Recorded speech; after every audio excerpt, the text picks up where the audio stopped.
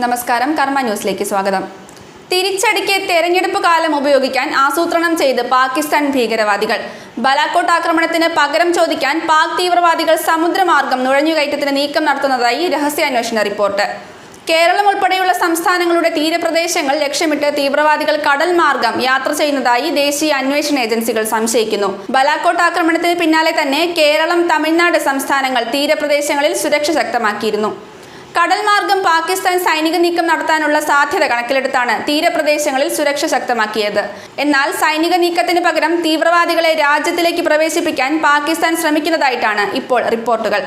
കടൽ മാർഗം എത്തുന്ന ഭീകരന്മാരെ ലക്ഷ്യമിട്ട് ഇന്ത്യൻ മുങ്ങിക്കപ്പലുകൾ പാക് അതിർത്തിക്ക് സമീപവും മുംബൈ കടൽ അതിർത്തിയിലും നിലയുറപ്പിച്ചിരിക്കുകയാണ്. കൊച്ചി പോർട്ട് കേന്ദ്രീകരിച്ചും കൊച്ചിയിലെ കടൽ തീരം കേന്ദ്രീകരിച്ചും വലിയ സുരക്ഷയാണ് ഒരുക്കിയിട്ടുള്ളത്. ബലാക്കോട്ട് ആക്രമണത്തിന് പിന്നാലെ ഇന്ത്യൻ പ്രദേശത്തേക്ക് കടക്കാൻ പാക് സൈനികർ നിരവധി ശ്രമങ്ങൾ നടത്തിയിരുന്നുവെങ്കിലും ഫലമുണ്ടായില്ല. ഡ്രോൺ ഉപയോഗിച്ച് ഇന്ത്യൻ അതിർത്തിക്കുള്ളിലെ സാഹചര്യങ്ങൾ നിരീക്ഷിക്കാനുള്ള നീക്കവും ഇന്ത്യൻ സേന തകർത്തിരുന്നു. ഇതോടെയാണ് തീവ്രവാദികളെ രാജ്യത്തെത്തിച്ച് ആക്രമണം നടത്തുമെന്ന സൂചന പുറത്തുവരുന്നത്. അതിർത്തികളിൽ സുരക്ഷ ശക്തമായതിനാൽ സമുദ്രമാർഗം രാജ്യത്തിലെത്താനുള്ള സാധ്യതയാണ് ദേശീയ ഏജൻസികൾ ചൂണ്ടിക്കാട്ടുന്നത്. മത്സ്യത്തൊഴിലാളികളെ ഇതിനായി മറയാക്കാനുള്ള സാധ്യതയുമുണ്ട്.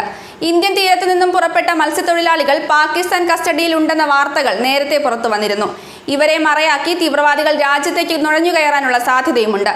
സുരക്ഷ കുറവായ കേരള തീരം നുഴഞ്ഞുകയറ്റത്തിന് ഉപയോഗിക്കാനുമുള്ള സാധ്യതയുമുണ്ട്. ഇതിനാൽ ഹാർബറുകളിൽ നിരീക്ഷണം ശക്തമാക്കാൻ ദേശീയ ഏജൻസികൾ തീരദേശ പോലീസിന് നിർദ്ദേശം നൽകിയിട്ടുണ്ട്.